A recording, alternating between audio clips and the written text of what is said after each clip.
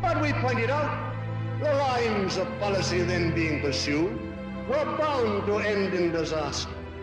They talked of what they called multiracialism, which was simply a universal mix-up. Take humanity, put it in a bag, shake it together, and heaven knows what would come out. They wanted to get rid of what existed, all the little gray people of the world who hate the beautiful diversity of human development. They always want to get rid of the natural, the noble, and the beautiful. They wanted to get rid of it. They wanted to make all nature as gray as themselves. It was their deep instinct. We were always opposed to that.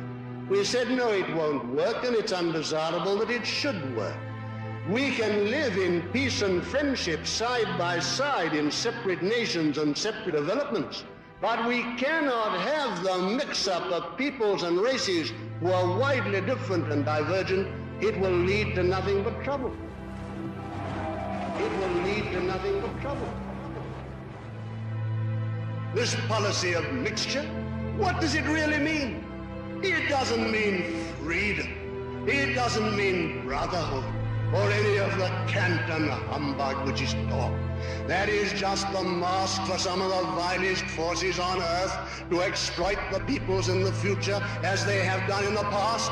Every one of us in this hall was old enough to see before the war. Every one of you know what happened. How the financial forces in the 30s went into these backward countries, into India within the empire, into Hong Kong, into Japan, into China, and exploited these peoples to produce cheap, sweaty goods which ruined the great industries of Britain and of Europe, which put Lancashire out of business in the cotton trade, Yorkshire out of business in the woolen trade.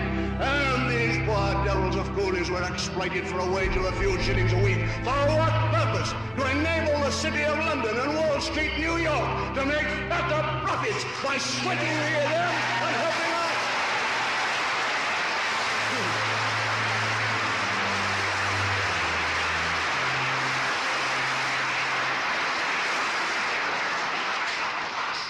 That is why it was done.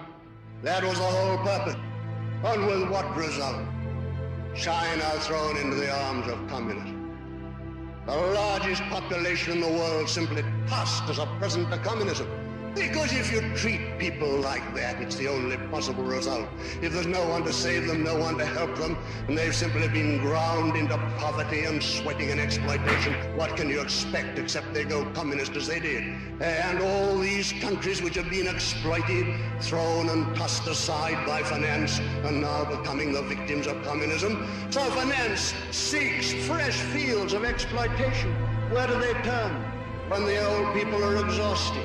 When many a poor laborer has died of consumption and of other horrible diseases in their sweatshops, or when they're exhausted fields of exploitation, where do they turn now? New pastures, new forests, fresh virgin land. And then you erect a Union Jack or another flag of Europe, and under that flag, where you allow these things to happen as we have done in the past, and those poor devils that have been sweated and exploited in Africa, like the other poor devils in China, India, and Japan, a great new field for sweatshops to be opened up, so that these new industries which we're creating in Britain today will be destroyed as the old industries were. Simplified, rationalized machinery with a few white surveyors, and then the masses of cheap colored labor torn off the land and taken into the sweatshops to work and labor and cough their guts out with tuberculosis until they too are thrown on the scrap heap of the sweatshops.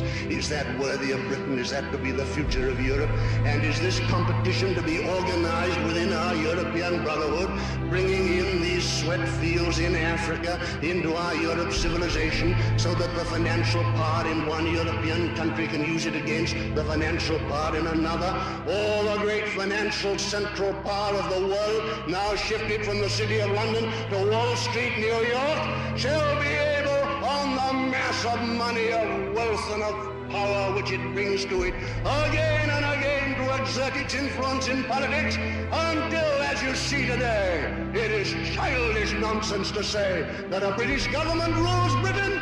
It's nothing but go with British government or the British people. The government of the world is the financial